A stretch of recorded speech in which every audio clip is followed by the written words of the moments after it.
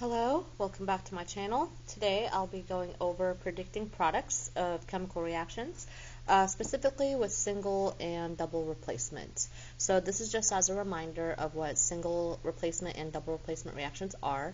With single replacement reactions, you have a single element that is reacting with a compound and one element gets replaced, hence the term single. And then you end up with one element being left out, single, and then a new compound is formed. And sometimes with single replacement reactions, you use the activity series. So the activity series here is on the back of your periodic table, and basically it's like a ranking of the higher the reactivity of a metal mainly, the less or the more likely the reaction will occur and the element will be replaced. If the element that is trying to replace is lower in the activity series, that means the reaction will not work, so nothing will happen. And we'll do an example of both kinds of the single replacement reaction. And then for double replacement, that is when you have two compounds and two gets replaced. So both of them switch. And then for that, you will use the solubility rules also in the back of the periodic table. So this is the middle chunk of the back. So this is the front, the regular periodic table, this is the back. And the solubility rules basically tell you whether a compound is aqueous, whether it dissolves in water or not. And we will do an example on that as well. So we're going to first start off with a single replacement reaction. So let's say I have the element aluminum and it reacts with iron oxide, iron 2 oxide to be exact. And you're going to predict the products here. Alright, so how do I know this is single replacement? Again, we have a single element and a compound. So this element is going to replace one of the elements here to make that new compound. Now the main rule is how do I know which element to switch? So that is when you have metals switch with metals and non-metals switch with non-metals. Since we know that aluminum is a metal, metal replaces the other metal, so iron is the metal here in this compound, an iron 2 oxide. So these two will switch. Okay, but then before we actually do the switching, we got to see if aluminum is higher up on the activity series than iron. So basically we look at, is aluminum better than iron? Is it higher in the rank? So we have aluminum up here, it's kind of high up there, and then iron is lower down. So aluminum is clearly highly reactive, more reactive than iron, so this reaction will work. So we will do the switching here. Iron will be the element singled out, plus, and then we have aluminum bonded with oxygen. Now before we stop there, whenever we make a new compound, you've got to do your charges, just like with your regular naming skills, and you may need to do new subscripts.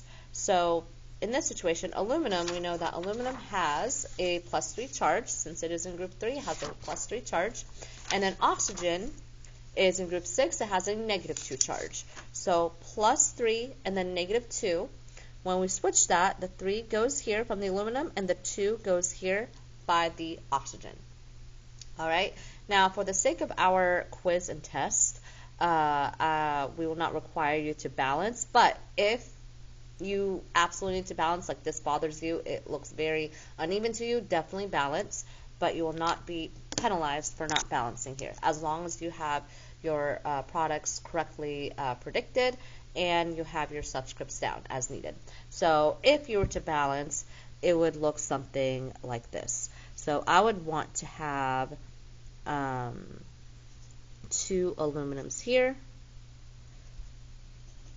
3 oxygens here for the oxygen, and then 3 irons here. Okay? Alright, let's do another example where a reaction may not work. Let's see. Let's say I have copper that is trying to react with potassium nitrate. So I'm kicking it up a notch where you have a polyatomic. So you may see this. Now, whenever you see any polyatomic, again, from your list here, I highly recommend, even if it's not in parentheses, I highly recommend Just adding those parentheses here just so you know that it stays together. So in case you do need to switch, in case the reaction does work, you do need to make sure that you keep them together on the other side. So in this situation, we have copper here. It is a metal, and it will replace the other metals. So in this situation, it will be potassium. All right? So we're going to check, is copper better than potassium? Is it higher up on the activity series? So copper is right here. It's pretty down there. And I don't see potassium anywhere. Uh-oh, potassium is way up here. It's number 2. So potassium is very reactive, a lot more reactive than copper. So this is not going to work. So essentially all you have to do is write no reaction. You can write it like this, no reaction, or I like to say no reaction, RXN. You'll see this a lot with chemists, really. RXN is just short for reaction. So this is a situation where the metal is a lot lower in the activity series, so you don't need to really solve for anything. No reaction. All right, so now I'm going to give you another example where you will try this by yourself. And then you will pause this video, try it on your own, and see whether you get your answer correct or not. So let's say I have magnesium. And I'm going to add a polyatomic in there.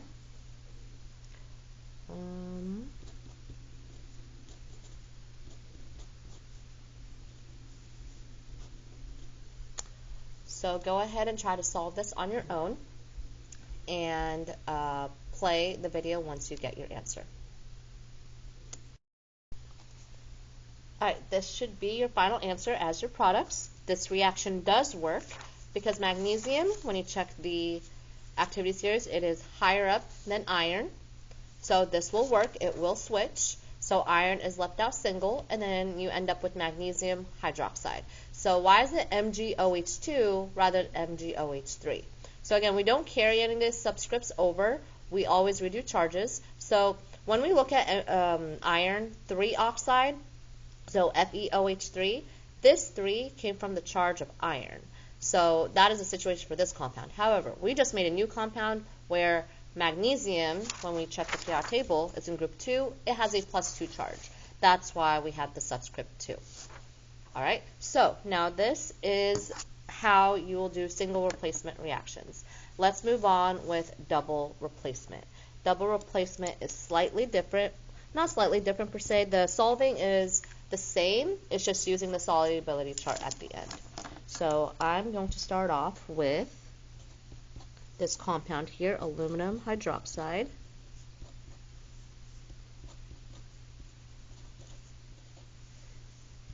Sulfuric acid, and actually this is a specific type of double replacement called neutralization. We have a base and an acid, but same rules apply whenever we're solving.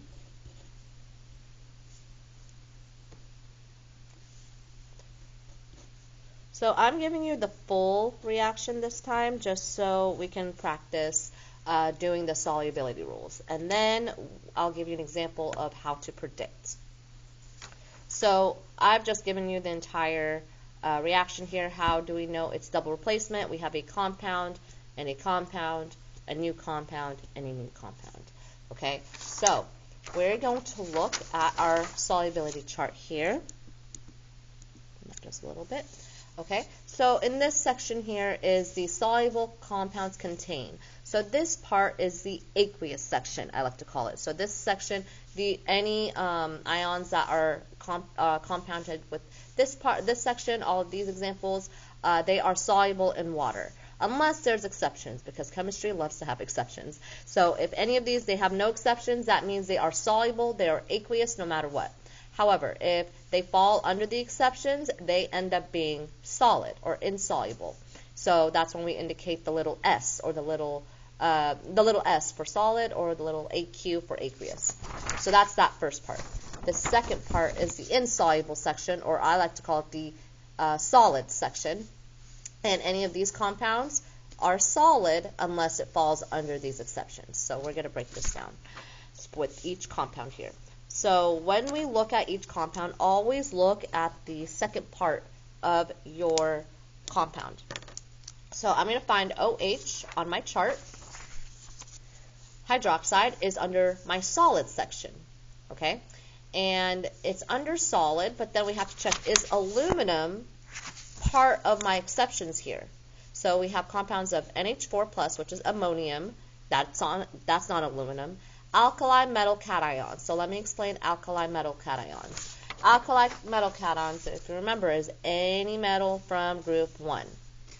So they are all basically soluble. They fall under the exceptions. So sodium, lithium, potassium, strontium, or not strontium, rubidium, excuse me, all of that, that entire group 1.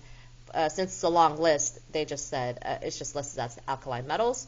And then calcium, strontium, and barium. They also fall under the exceptions that they are soluble or aqueous. However, aluminum is not on there. Therefore, the state of matter for aluminum hydroxide is solid. Okay? Now we have sulfuric acid. We look at SO4. So sulfate is under the aqueous section or the soluble section.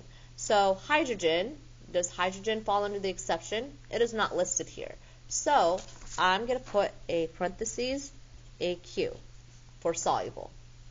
Now let's say it says calcium sulfate, or no, sorry, barium sulfate.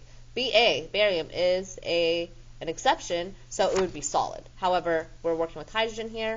Hydrogen is not listed in the exceptions, so it is still aqueous.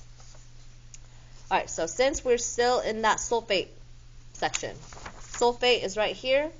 Is aluminum an exception? It is not listed, therefore it is still aqueous. All right, and then H2O. We all know that H2O is water, so water is always, always, always liquid. So that is the only situation where we put L for liquid, just for water. Because aqueous literally means dissolved in water, so what's happening here is that aluminum sulfate is dissolving in water. Alright, so now I'm going to give you an example for you to try by yourself with double replacement.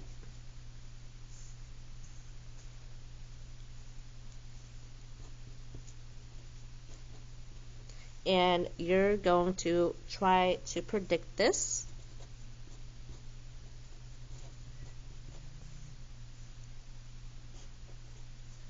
Alright, so I'll go this step by step. So we have iron 3 chloride and we have ammonium hydroxide. So notice I have my polyatomics here. I'm just going to go ahead and add those parentheses here so I know what to switch. Alright, and my trick is that always just switch out those first part of the elements. Alright, so Fe and NH4 will switch, so we get our new compounds. So our products here is that Fe, instead of being with Cl, Fe will be with OH. So this is why the parentheses help here. So that way I can keep these polyatomics separate, but also keep them together when I move them over. So Fe will be with OH. I'm still keeping my parentheses.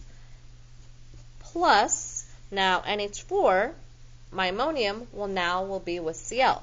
Again, I'm not carrying any of these subscripts over. Unless if a subscript is part of the polyatomic, you keep that. So I'm keeping that 4 there because it is in those parentheses.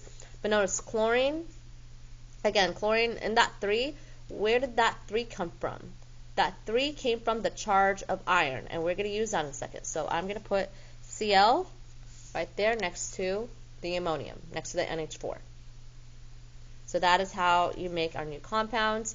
And then, as always, we double check charges. Again, like I just said, that 3 came from the charge of iron. So when we were looking at our charges here, iron has a charge of +3. That 3 goes here. We know that hydroxide, as a reminder, hydroxide has a -1 charge. So that -1, we don't really need to write that there. We don't need to write a 1. Now, for this one, ammonium chloride, NH4, when you check your list, NH4 has a plus sign, so +1 charge. Chlorine is a halogen. It has a -1 charge. +1, -1, they cancel out. Alright, so this is exactly how you would predict the double replacement reaction. Now let's check our solubility. So solubility, so we just use the first part of each compound to predict our products. Now we're going to look at our second part of our compound to look at our solubility. So I'm going to look at my chlorines. I'm going to do that first. So chlorine, it's under my aqueous section or soluble section. Aqueous, unless it is with silver, lead, or mercury.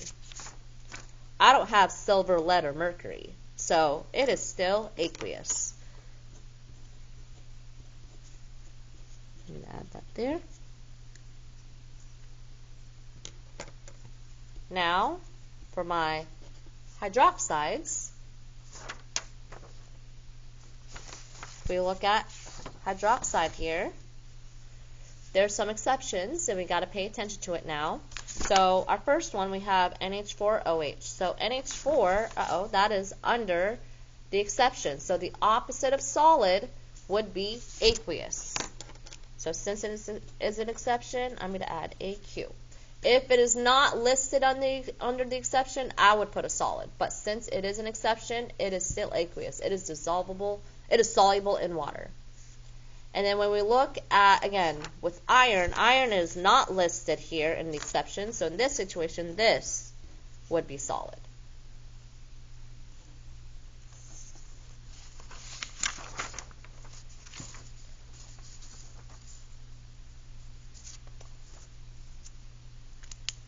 Alright, so now I'm going to give you one example to do by yourself. You're going to pause this video, try it by yourself, and then play once you get your answer.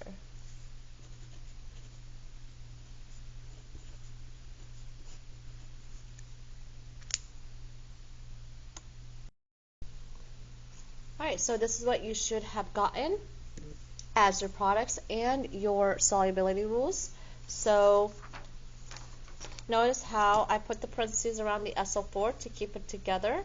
And also, I didn't carry any of the subscripts because, again, I redo charges. So as a reminder, with the charges, sulfate, SO4, and you can also check here, sulfate has a -2 charge, and then barium has a +2 charge, is in group 2, +2 charge, so +2, -2, they cancel out.